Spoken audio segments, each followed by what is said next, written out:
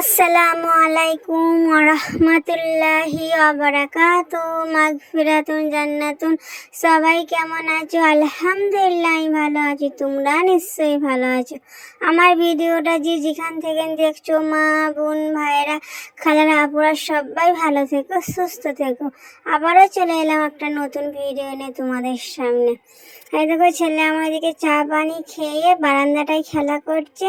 তারপরে ওর আব্বা বাজারে গেছিল।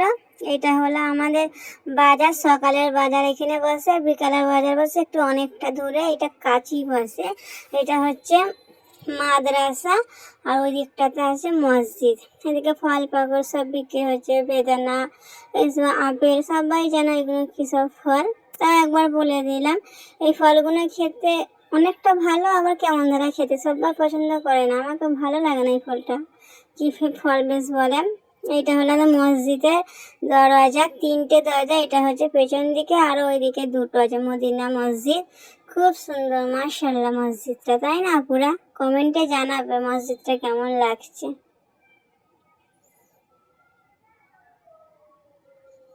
এই দিক থেকে অনেক কি সুন্দর লাগছে মসজিদটা। ওইদিকে সব বিল্ডিং আছে। তারপরে বাবা বাজার করে বাড়িতে চলে এসছে। কলা এনেছিল, আপেল কচির জন্য, ওই টমেটো। ওর আবার সালাদ খেতে বেশি ভালোবাসে বলে এই জন্য শশাটা সবসময় নিয়ে আনে যখনই বাজার করতে যায়। আলু আর মাংস এনেছে। এবার একে একে সব গুছিয়ে নেবো, তারপরে আনাজগুলো কেটে নেবো। আলু শেষ হয়ে গেছে, আলু এনেছে। যেহেতু আমরা একটু আলু খেতে ভালোবাসি, সবেতেই আলু লাগে, মাছ মাংস চচ্চড়ি বলো, আলু ভাজা বলো, যাই রান্না করো তাতেই দিতে হয়, তাই না? এদিকে সবজি কাটতে বসে গেছি আমি। ধনেপাতা টমেটো সব ধুয়ে নিয়েছি। এগুলো কাটা হয়ে গেলে তারপরে পেঁয়াজ নেবো। পেঁয়াজগুলো ছিলে পানিতে দিয়ে তারপরে ভালো করে পরিষ্কার করে কেটে নেবো। আর ওইদিকে ওর আব্বা কচিকে নিয়ে খেলা করছে। তো এইদিকে বহুত পেরেশান করছে একদম। গোসল ফসল সব করিয়ে দিয়েছি বাবুকে, জামা পরেও দিয়েছি। ওর আব্বার সাথে খেলা করছে বারান্দায়। আরো সবাই আছে অনেক। ওই জুড়ি ওর থেকে বড় একটা মেয়ে আছে, একটা ছেলে আছে। মারপিট খেলাধুলো ওই করবে, ও একে মারছে, ও একে মারছে, ওই করবে শুধু সারাক্ষণ। সব কাটা হয়ে গেছে, মাংস ধোয়া হয়ে গেছে। লেবু দিয়ে নুন দিয়ে পানি ঝরাতে দিয়েছিলাম। তারপরে হলুদ মাখকে ভেজে নেবো। এদিকে চাল নিয়ে নেবো, নিয়ে ভালো করে ধুয়ে চাপিয়ে দেবো।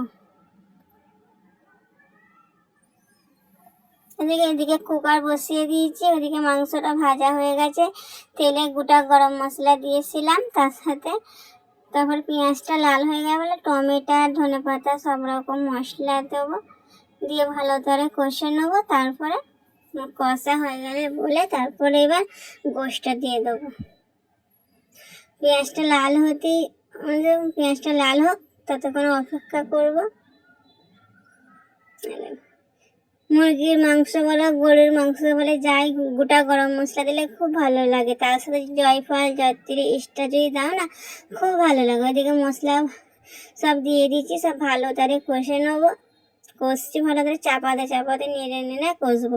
জোরে দিলে পরে কি হয় যেন তলায় পুড়ে যায় বেশিরভাগ। আজকে তেহারি রান্না করবো জানো তো। ওর আব্বা তোমাদের ভাইয়া বলেছে আজকে তেহারি রান্না করবো, মুরগির তেহারি। ওই চিকেন মাংস যাকে বলা হয়, তেহারি রান্না করবো আজকে। তেহারি রান্না করতে যে আমার সাথে একটা বড় বিপদ ঘটে গেছে জানো তো। ভিডিওর শেষের দিকে বলবো আমি কি হয়েছিল আমার সাথে। ভালো করে কষা হয়ে গেলে পরে পরিমাণ মতন যত গ্লাস পানি নিয়ে চাল নেবো তত গ্লাস পানি দিয়ে দেবো।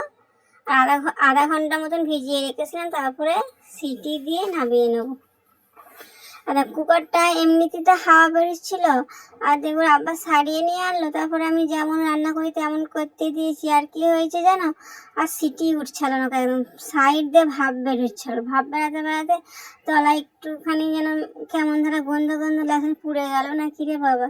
তারপরে দেখছি না পড়ে নে, অল্প একটু সামান্য ধরেছিল, আবার তাকে ভালো করে নিয়ে আবার চাপা দিয়ে তারপরে নামিয়ে নিয়েছিলাম। কোনোদিন এমন ধরা হয় না, অনেকবার রান্না করেছি, কোনোদিন এমন ধরা হয় না, আজকে প্রথমবার হলো। আমাকে তো খুব কেমন মনটা ভয় ভয় লাগছে যে পুড়ে গেল না কি রে, অত শখ করলো ওর আব্বা যে খাবে বলে। তারপরে আল্লাহর রহমতে কিছু হয়নি গো, মাশাআল্লাহ খুব সুন্দর হয়েছে। সবাই মিলে খুব আনন্দ করে খেলাম। সবাই ভালো থেকো, সুস্থ থেকো, আল্লাহ হাফিজ।